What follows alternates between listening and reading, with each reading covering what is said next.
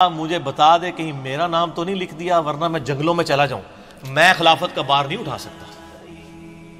ٹھیک ہو، یہ آپ اپروچ کا فرق دیکھ لیں۔ تو رجا کہتا ہے میں نے زندگی میں ایک ہی جھوٹ، بہرحال یہ حجاج ابن یوسف کی پھر اخیر بڑی بری ہوئی ہے نا، یعنی یہ پھر بعد میں ولید ابن عبد الملک بنا، عبد الملک بن مروان کا بیٹا خلیفہ، اور اسی دوران ولید نے یہ مہم چلانی شروع کی کہ کیونکہ اس کے باپ نے وصیت کی تھی کہ میرے مرنے کے بعد میرا بیٹا ولید بنے گا، اس کے بعد اس کا چھوٹا بھائی سلمان بن عبد الملک بنے گا۔ تو اس نے یہ مہم چلائی کہ نہیں میرا بھائی نہیں بنے گا، میرے مرنے کے بعد میرا بیٹا کیوں نہ بنے۔ یہ تحریک اس نے چلائی۔ جب یہ تحریک چلائی نا تو سارے گورنر آپ کو پتا لائی لگ ہوتے ہیں، سارے مان گئے۔ ایک گورنر ایسا تھا جس نے کہا کہ نہیں، وہ عمر بن عبدالعزیز تھے، مدینہ شریف کے گورنر عمر بن عبدالعزیز رحمہ اللہ تعالی۔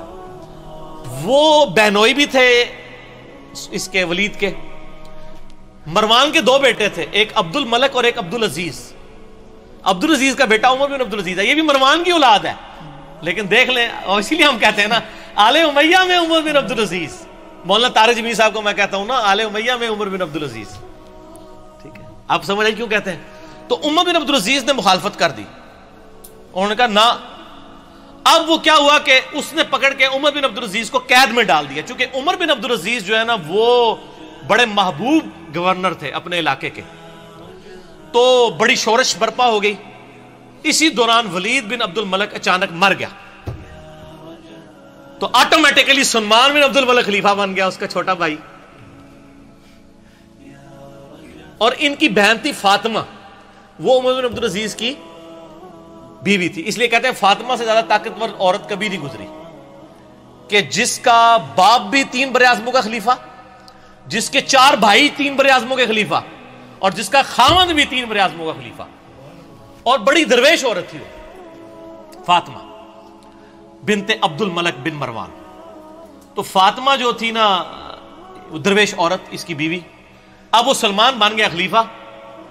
سلمان جب خلیفہ بنا تو اس کو یہ چیز معلوم تھی کہ میری خلافت میں سب سے بڑی کنٹریبیوشن عمر بن عبدالعزیز کی ہے۔ ٹھیک ہو گیا، یہ اس کے دماغ میں تھا کہ اگر عمر بن عبدالعزیز نہ ہوتا تو میرا بھتیجا اس وقت خلیفہ ہوتا، اور مجھے تو اس نے معزول کر دیا تھا میرے بڑے بھائی نے۔ تو اس لیے وہ ان کو یعنی آگے آگے رکھتا تھا۔ مسجد نبی شریف کی امامت بھی کراتے تھے۔ انس بن مالک کے بارے میں سنن نسائی میں آتا ہے کہ میں نے رسول اللہ صلی اللہ علیہ وآلہ وسلم کے بعد بڑے عرصے کے بعد کسی ایسے شخص کے پیچھے نماز پڑھی ہے جو بالکل نبی علیہ السلام کے طریقے پہ ہمیں نماز پڑھاتا ہے، اور وہ عمر بن عبدالعزیز ہے۔ 99 ہجری میں خلیفہ بنے، اور 101 ہجری میں صرف 38 سال کی عمر میں آل امیہ نے زہر دے کے ان کو شہید کر دیا۔ ٹھیک ہو گیا۔ تو عمر بن عبدالعزیز جب خلیفہ بنے تو یعنی یہ گورنر تھے اور سلمان خلیفہ بن گیا۔ پھر انہوں نے مشورہ دیا کہ حجاج ابن یوسف کو معزول کیا جائے، یہ ظالم آدمی ہے۔ اس نے کہا حجاج نام کے جتنے بندے ہمارے گورنمنٹ میں ہیں سارے معزول، جیلوں میں ڈلواؤ ان کو۔ ٹھیک ہو گیا۔ اب جب یہ جیلوں میں گئے نا تو محمد بن قاسم کا بھی رگڑا لگ گیا، جس نے یہاں پہ وہ حجاج ابن یوسف کا کیا تھا، رشتہ دار تھا نا، بانجا تھا نا، بانجا یا بھتیجا۔ تو اس کو پھر مفتے میں رگڑا لگ گیا، اس کو پھر بلا کے جیل میں ڈالا گیا۔ وہ کہتے ہیں نا جی وہ نباز جیل ہی پاتا سی، اس لیے کہ پیچھے خلیفہ چینج ہو گیا تھا۔ تو حجاج ابن یوسف کے جتنے بھیجے ہوئے تھے نا، اس کو چونکہ وہ گورنری سے گیا تو اس کے بھی سارے فرستادے فارغ ہو گئے، اور پھر یہ خیر بڑی بری موت مرا، یعنی اس کو پھوڑے نکل آئے اور پیپ نکلتی تھی۔ پھر مرتے مرتے یہ کہتا تھا کہ جی اللہ تعالیٰ تو ماں سے زیادہ محبت کر، جو ساڑھے لوگ بھی کہتے تھے۔ حسن بصری کو کسی نے بتایا کہ وہ تو کہتا ہے کہ جی اللہ تعالیٰ کی رحمت تو میرے گناہوں کو تو اس کے سامنے کچھ بھی نہیں ہے۔ تو حسن بصری نے فرمایا حجاج چاہتا ہے کہ دنیا بھی اپنی مرضی کی گزاری ہے اور آخرت بھی اپنی مرضی کی گزارے۔ اس طرح تو نہیں ہوتا کہ دونوں جہانی مٹھے باؤ، دونوں جہاں تو نہیں مٹھے میں آ سکتے نا، یا دنیا یا آخرت۔ ٹھیک ہو گیا۔ تو خیر یہ مارا گیا۔ پھر سلمان جو ہے نا، اس کی جب موت کا وقت قریب آیا، اس کو بھی ایک بیماری لگ گئی، تو اس نے ارادہ کیا کہ اپنے چھوٹے 2 بھائیوں کو خلافت کے لیے نامزد کرے۔ تو اس کا ایک اسسٹنٹ تھا، رجا اس کا نام تھا، بڑا نیک تھا وہ۔ اس نے کہا کہ اگر تو میری ماننا تو عمر بن عبدالعزیز کو خلیفہ بنا دے۔ اس نے کہا کہ یہ تو میرے بھائی اس کو مار دیں گے، مانیں گے نہیں۔ اس نے کہا نہیں، ان کا علاج ہے میرے پاس، دیکھ تو اگر خلیفہ بنا تو اس کی وجہ سے بنا ہے۔ عمر بن عبدالعزیز حادثاتی طور پہ جو ہے نا وہ خلیفہ بن گئے تھے، ورنہ ان کو کس نے بنانا تھا اتنے نیک آدمی کو؟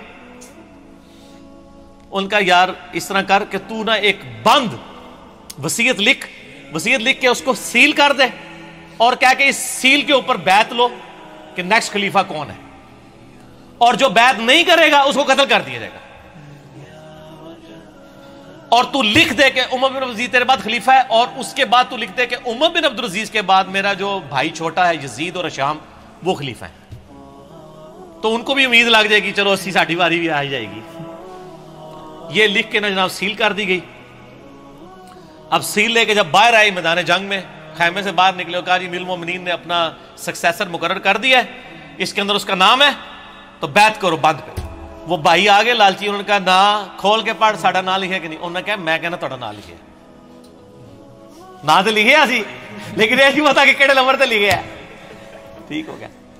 اور دوسری طرف عمر بن عبدالعزیز آگے کہتے ہیں رجا مجھے بتا دے کہیں میرا نام تو نہیں لکھ دیا، ورنہ میں جنگلوں میں چلا جاؤں، میں خلافت کا بار نہیں اٹھا سکتا۔ ٹھیک ہو، یہ آپ اپروچ کا فرق دیکھ لیں۔ تو رجا کہتا ہے میں نے زندگی میں ایک ہی جھوٹ بولا ہے، نہ اس سے پہلے نہ اس کے بعد، وہ یہ تھا کہ میں نے کہا عمر تیرا نام نہیں ہے بیچ میں، کیونکہ مجھے خطرہ تھا کہ یہ چھوڑ دیں گے اور مسلمان ایسے حکمران سے محروم نہ ہو جائیں۔ کہتے ہیں جب وصیت کھولی گئی، جب پڑھ کے سنائی گئی عمر بن عبدالعزیز، تو عمر بن عبدالعزیز جو ہے وہ بے ہوش ہو کے گر پڑے۔ دو بندوں کے سہارے، ایک 35 سال کا نوجوان 2 بندوں کے سہارے لا کے ممبر تک لایا گیا پہلا خطاب کرنے کے لیے، اور آل امیہ کے چہرے لٹک گئے۔ لیکن جب پڑھا کہ ان کے مرنے کے بعد وہ بھی بنیں گے تو ان کو امید لگ گئی، ان کا چلو ٹھیک ہے ساڈا یار بہنوئی ہے نا 100 کرو، کیڑا باہر دا بندہ ہے۔ ٹھیک ہو گیا، دادا تو ساڈا مروان ایک ہی ہے نا، ٹھیک ہو گیا، پردادا۔ تو یہ پورا معاملہ ہوا۔ عمر بن عبدالعزیز رحمہ اللہ تعالی ورضی اللہ تعالی عنہ وعلیہ السلام یوں خلیفہ بنے۔ پھر سر 2 سال صرف ان کو رہنے دیا ہے، 2.25 سال، جتنی حضرت ابوبکر کی خلافت کا ٹینیور ہے نا اتنا ان کا۔ اور دیکھ لیں اسلام میں 5 خلفاء ابوبکر، عمر، عثمان و علی اور حسن ابن علی کے بعد 6ٹھا خلیفہ ان کو مانا جاتا ہے، بیچ میں کسی کو خلیفہ نہیں مانا جاتا۔ علی منہاج النبوہ 2 سال کے اندر، 2.25 سال کے اندر انہوں نے پچھلے 40 سال میں آل امیہ نے جتنی لوگوں کی جدادیں ہتھیائی تھی نا ان کی اولادوں کو بلا کے واپس کی۔ جو جاگیر فدق تھی وہ بنو ہاشم کے حوالے کر دی، اور ممبروں پہ جو پچھلے 60 سال سے سب و شتم ہو رہا تھا مولا علی پر، لعنت کروائی جاتی تھی، وہ بند کروا کے ان اللہ یأمر بالعدل والاحسان یہ والی آیت خطبے میں داخل کی، اور تبدیلی آ گئی جناب۔ یہ تبدیلی تھی جو آئی۔ اور راوی کہتے ہیں کہ جی عمر بن عبدالعزیز جب خلیفہ بنے نا، اس سے پہلے تک یہ حالت تھی کہ لوگوں کی چوراہے پہ یہ گفتگو ہوتی تھی تیرے کتنے پلاٹ ہیں اور تیرے کتنے بنگلے ہیں اور تیری کتنی بیوی ہیں۔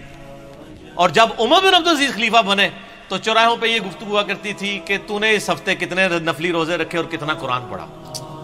کیوں کہ جب عمر بن عبدالعزیز جمعے کی نماز پڑھانے کے لیے آتے تھے تو 10-10 15-15 پیوند ان کے کرتے کے اوپر لگے ہوئے ہوتے تھے۔ تو لوگ کہتے تھے کہ یار 3 براعظموں کا حکمران اگر اس حال میں رہ رہا ہے تو سر ہم کیا۔ میں یہی کہتا ہوں کہ آج اگر عمران خان صاحب پرائم منسٹر خود خطبہ دے رہے ہوں شاہ فیصل مسجد کے اندر سادہ سے شلوار قمیض کے اندر، تو شلوار قمیض خود بخود ہی فیشن بن جائے گا۔ ویسے وہ پہنتے شلوار قمیض ہی، مجھے بڑی خوشی ہوئی چائنا میں بھی اس نے شلوار قمیض پہنی ہوئی ہے، تو خود بخود کی فیشن بن جائے گا، اتنی تبدیلی آئے گی۔ اور لوگوں کی یہ گفتگو ہوا کرتی تھی، گفتگو تک چینج ہوگی، حکمران سے کتنا فرق پڑتا ہے۔ خیر پھر یہ ظاہر ایسے حکمران کی طرح ہضم ہوتے ہیں، پھر ان کو زہر دے کے شہید کر دیا گیا، لیکن انہوں نے اتنی تبدیلی کر دی تھی، اسی لیے ان کو اسلام کا پہلا مجدد کہا جاتا ہے۔ یہ واحد مجدد ہے اسلام کی ہسٹری میں جس کو سنی اور شیعہ دونوں مجدد مانتے ہیں، اس کے بعد کسی مجدد پہ متفق نہیں ہے سوائے امام مہدی 12ویں مجدد کے، 12ویں خلیفہ کے۔ یہ ہیں وہ شخص عمر بن عبدالعزیز۔ چونکہ حجاج ابن یوسف کی بات تھی تو حجاج ابن یوسف کا انجام بھی بتانا تھا، اس کے ساتھ یہ ساری چیزیں جڑی ہوئی تھیں، تو میں نے بتا دی اس لیے۔